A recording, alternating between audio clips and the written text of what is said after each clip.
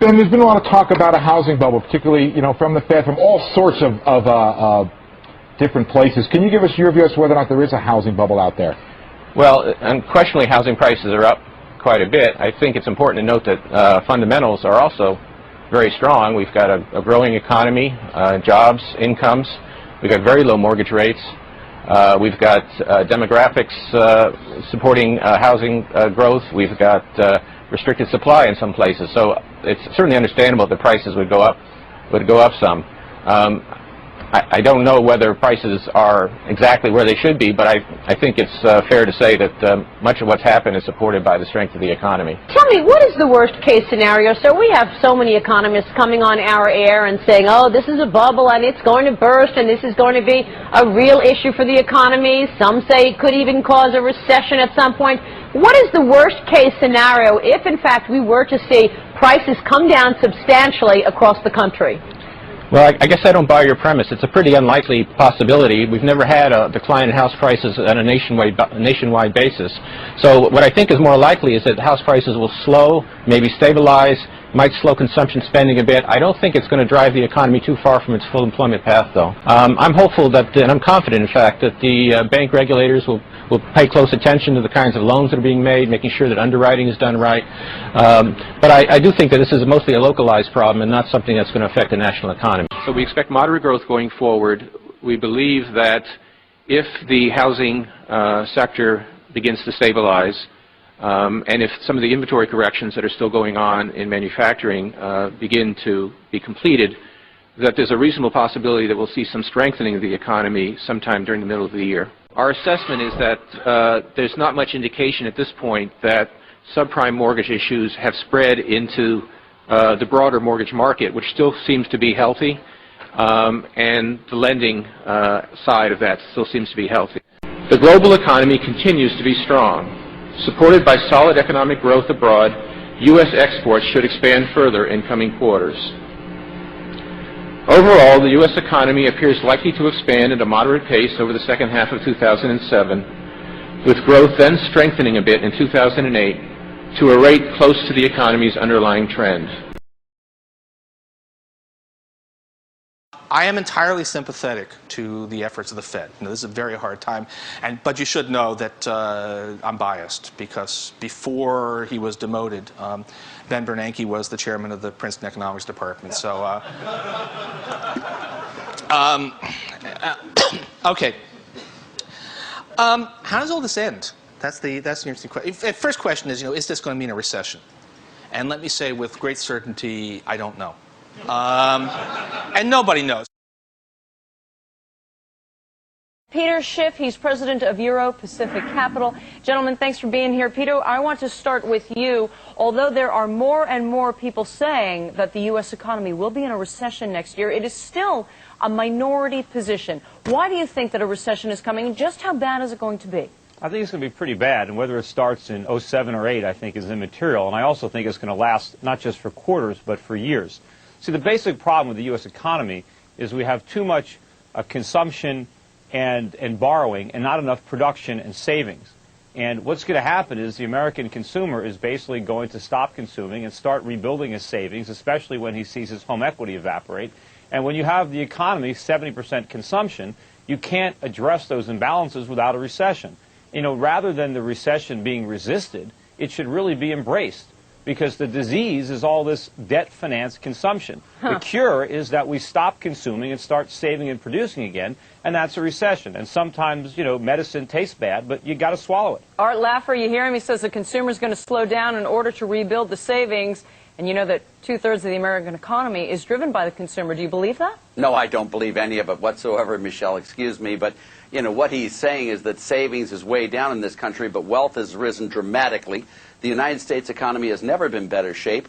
There is no tax increase coming in the next couple of years. Monetary policy is spectacular. We have freer trade than ever before. And not only that, but there are no incomes policies things here. I think Peter's just totally off base, and I don't think it's going to be, I just don't know where where he's getting his stuff. The well, savings rate one of us doesn't is mention off base, but it's definitely not me. I mean, it's not wealth that's increased in the last few years. We haven't increased our productive capacity. All that's increased is the paper values of our stocks and real estate. But that's not real wealth, no more than the NASDAQ was wealth.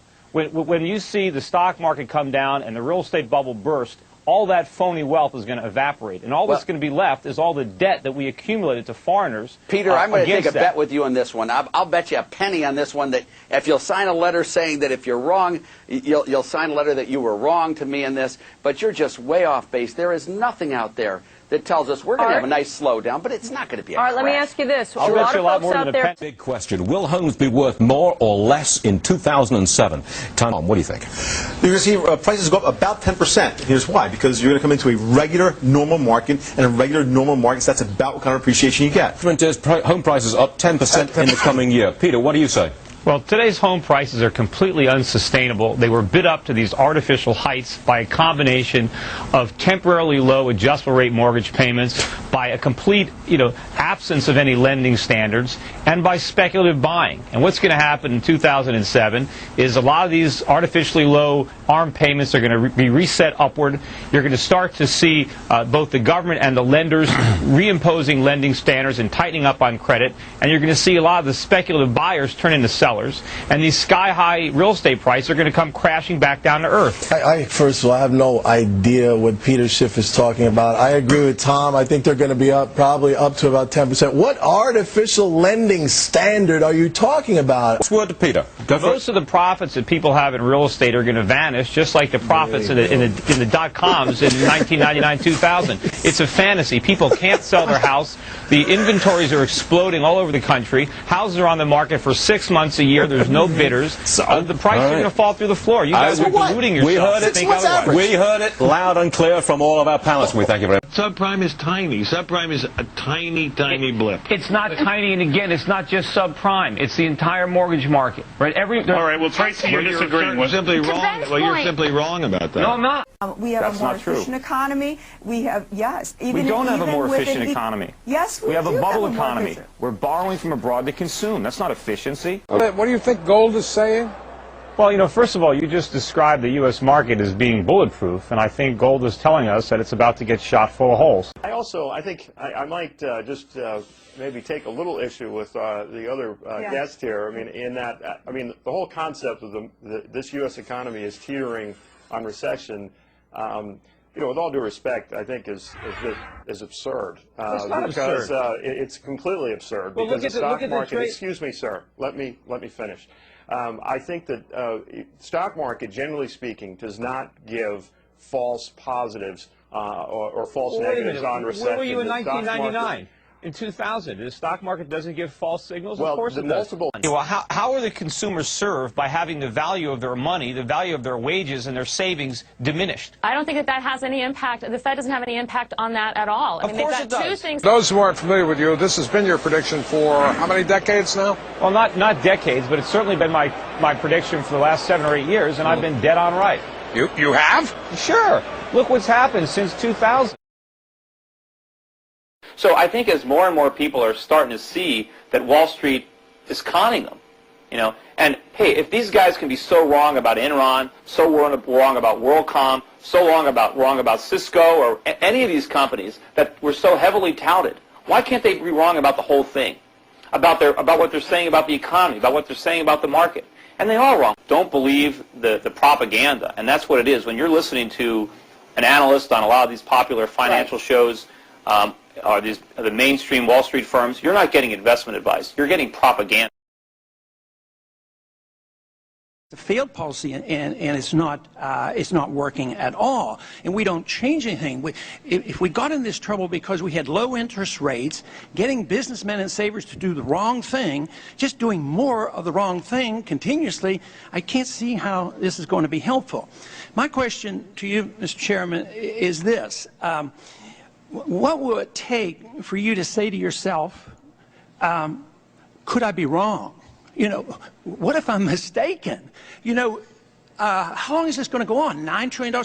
What if, say, in 5 years from now, we're in a deep, deep slump with your definition of inflation? What if we have high prices going and the economy is very, very weak and unemployment is high? Would you say to yourself then, boy, maybe I really messed up. Maybe I was on the wrong track. Maybe the free market people were right. Maybe Keynes was wrong. Would you ever consider that?